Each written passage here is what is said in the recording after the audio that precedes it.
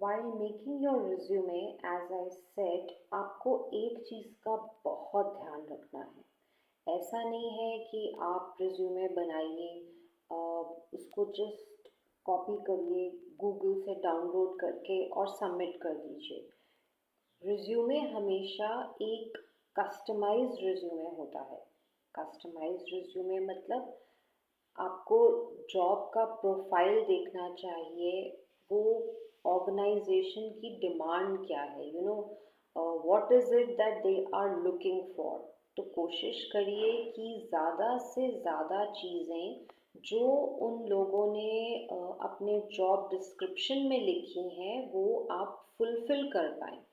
But at the same time it doesn't mean कि आपको कुछ ऐसा वहाँ पे लिखना है जो आपको आता ही नहीं है या जो आपको पता ही नहीं है, तो आप ऐसा नहीं करेंगे।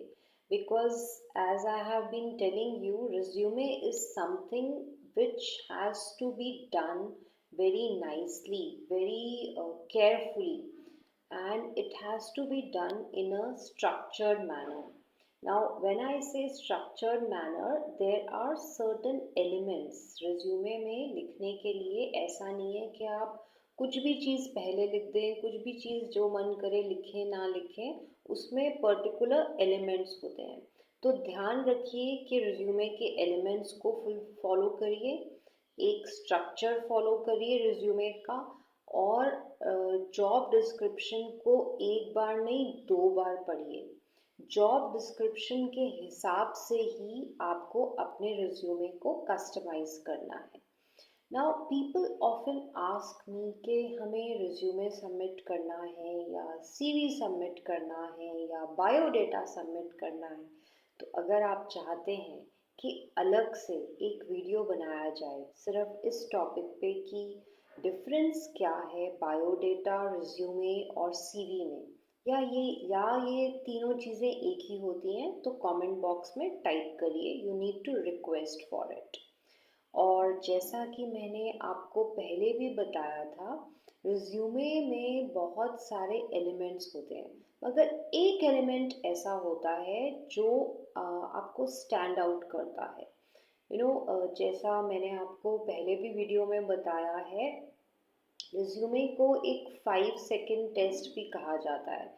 अब जब हम बोलते हैं 5 सेकेंड टेस्ट, इसका मतलब क्या है? इसका मतलब ये है कि एक एचआर जो रिक्रूट कर रहे हैं, जो टीम आपको शॉर्टलिस्ट कर रहा है, जिनके पास ये रिस्पॉन्सिबिलिटी है, पावर है, तो वो ऐसा तो नहीं है कि उनके पास अगर 1000 रिज्यूमे है तो वो पूरे 1000 को कॉल करेंगे।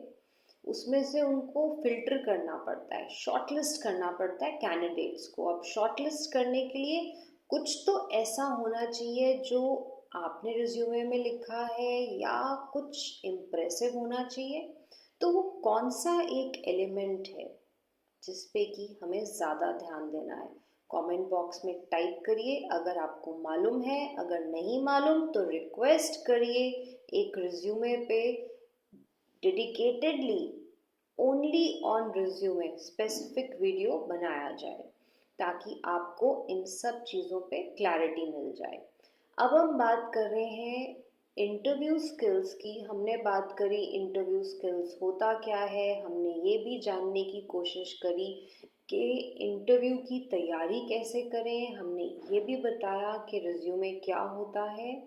अब हम बात करते हैं ग्रुप डिस्कशन की। कई कंपनीज ऐसी होती हैं जो आपको सेकेंड राउंड में, फर्स्ट राउंड अगर आपका क्लियर हो गया है तो वो सेकेंड राउंड में they might invite you for a group discussion. अब ये ग्रुप डिस्कशन का मतलब क्या है? ऑब्वियसली जैसा कि ये वर्ड बता रहा है, ग्रुप में एक डिस्कशन। अब एक ग्रुप जो जिनको ऑलरेडी शॉर्टलिस्ट किया गया है, उन सब कैंडिडेट्स को बुलाया जाएगा और उन सबको एक टॉपिक पे, जैसे कि आप बोलते हैं चर्चा करनी होगी या उस पे अपने विचारों को व्यक्त करना होगा।